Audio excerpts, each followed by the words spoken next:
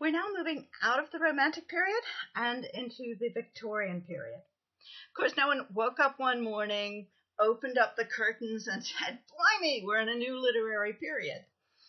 In fact, people define the Victorian period in different ways. The clearest delineation is the reign of Queen Victoria. She was crowned queen at the age of 18 in 1837, and she reigned for the rest of the 19th century until her death in 1901 at the age of 81.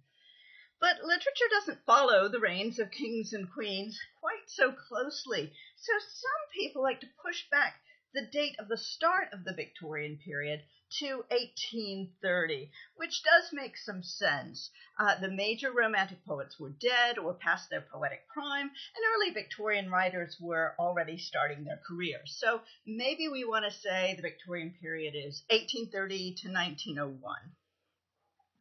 Others push it back even further. When I was at Oxford, the course that studied the Victorian period, the one I chose to take, was dated 1789 to 1880, eliminating that transition between the Romantic and Victorian and stressing their continuities, but suggesting that the end of the century saw an important cultural change, and so after 1880, something new was happening. And still others like the long Victorian era, 1789 to 1914, because its endpoints are major European events. 1789 is the French Revolution, and 1914 is World War I. Everyone can agree, though, there were important changes that marked the end of the Romantic period and the beginning of the Victorian period. First, there was a lot of continuity, though, so it was not a total and complete change. Victorians were in many ways the heirs of Romantic ideas, especially in their poetry, but there were important differences as well. The Romantics were, on the whole, idealists. Even Byron was a kind of disillusioned idealist. They also tended to be interested in intuition and the irrational and sort of non-material ways of knowing things. But the Victorians were much more grounded in reality. Realism came to dominate in the Victorian novel. There were still, of course, ghost stories, but actually the mystery genre became even more popular in the Victorian period. And in the mystery genre, often seemingly supernatural events were often shown to be the result of ordinary human machinations, part of ordinary cause and effect reality. Perhaps for related reasons, the novel became the dominant genre of the period, though poetry still remained important, widely read throughout the century.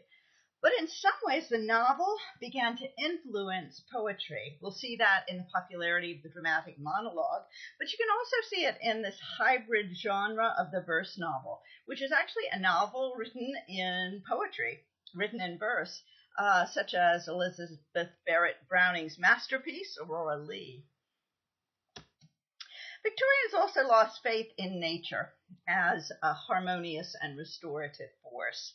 Even before Darwin published The Origin of Species in 1859, it became clear that nature was a much more violent place than Wordsworth portrayed. Animals were locked in a struggle for survival and competition for mates. Those little birds singing happily in Wordsworth's poem were actually singing to compete for mates, and some of them would lose out. Moreover, whole species had once existed that had now become extinct. This is when people became aware of the existence of the dinosaurs, and it was a very disturbing idea. So even though you still see remnants of the Victorian attitude towards nature, the Victorians couldn't see nature in exactly the same way as the Romantics did. The Victorians lost faith in more than nature, though. They also lost faith in revolution as the solution to social problems. Instead, they turned to the slow, hard work of reform. And in many areas, they succeeded in producing nonviolent reforms over the course of the century. They gradually reformed conditions in prisons and in factories. They gradually expanded the franchise. They gradually regulated child labor. They gradually removed religious restrictions throughout the century, creating a very free religious culture. Private charities also work to improve people's lives, their housing, education, employment opportunities. Seeing the problems of their society, the Victorians didn't wait for a revolution to take care of them. They rolled up their sleeves and they got to work. This meant, too, that they were less focused on themselves and their souls and their own development than the Romantics tended to be. They were more focused on improving their society and the lives of people around them than on exploring their own consciousness or ironically bemoaning their own problems.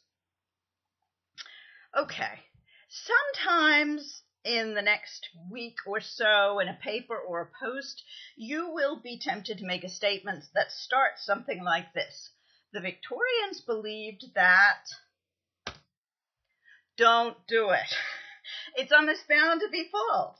The Victorians were hugely diverse, and they represented a wide range of opinions on almost any issue you care to name.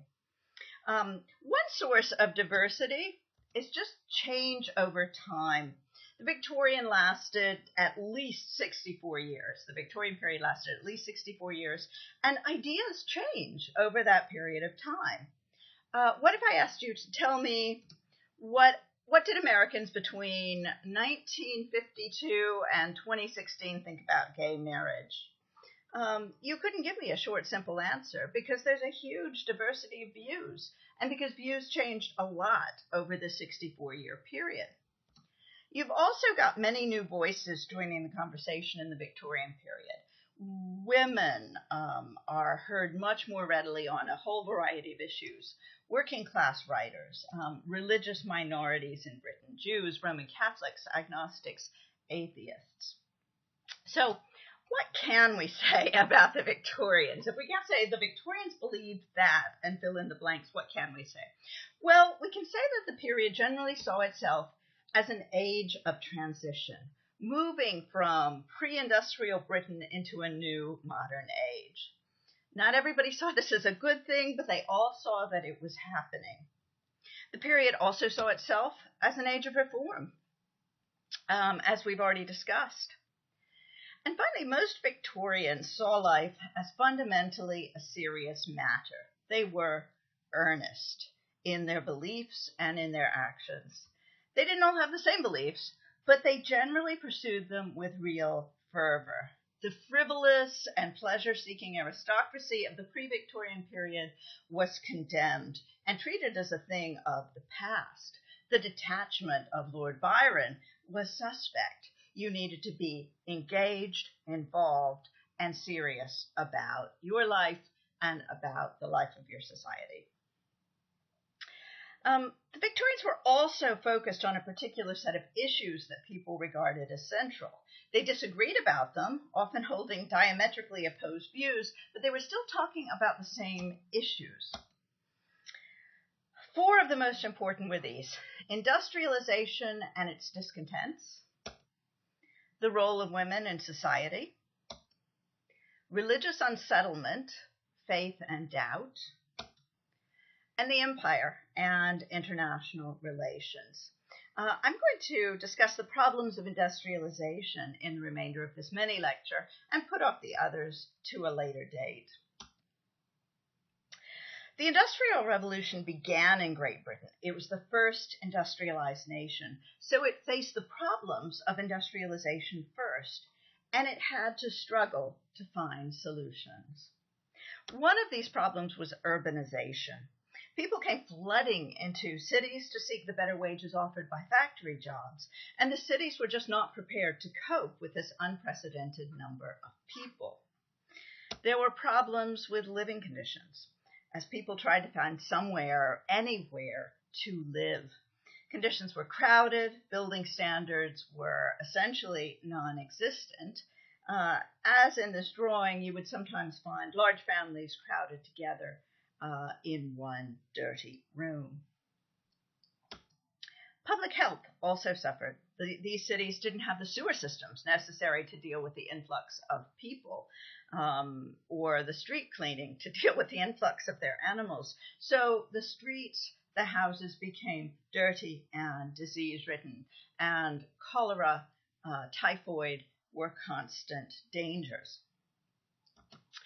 Child labor was not a new phenomenon.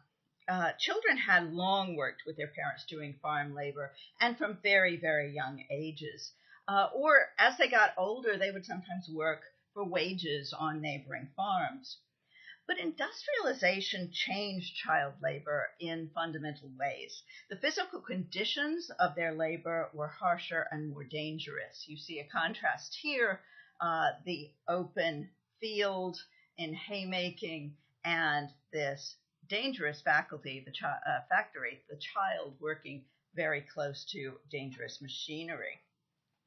And they labored not under the eye of a parent or a neighbor, but for a manager who was focused on profit. Child labor reform became an important cause for those Victorian reformers we talked about before. But working conditions were harsh and dangerous for everyone. Here you see the dark and dangerous work in coal mines, still a problem in the U.S., and here in factories. Again, the Victorian era gradually saw reforms in working conditions as people began to react to the huge changes brought about by industrialization and find ways to meet the challenges. But people's lives changed in other ways when they left their villages and their families behind to move to the city. They lost those traditional festivals and holidays and recreations of the countryside. In the city, away from family and friends and with few alternative sources of entertainment, many workers would fill their few leisure hours drinking in the gin palaces, which did nothing to improve their lives or health. People's relationship to time was also changed by industrialization. Before industrialization, people's lives were governed by changes in the natural world. You start working sometime near sunrise. You stop sometime near sunset. There's a change of seasons, and work is seasonal in agricultural regions. You follow the rhythms of planting and harvest. But factories ran on the clock. The working hours were the same. Summer and winter, whether it was light or dark, people had to get up at a certain time, report for work at a certain time, stay there until a certain time.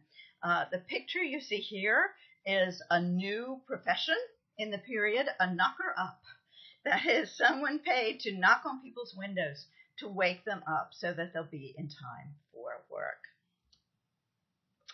Britain faced these problems first, and you can see in the Victorian era a society struggling to come to terms with what industrialization means and how people can live good lives in an industrialized society. Other industrializing societies, such as China, Thailand, and India, are struggling with the same problems today, but they at least have models to guide them. Britain had to figure out these answers on its own.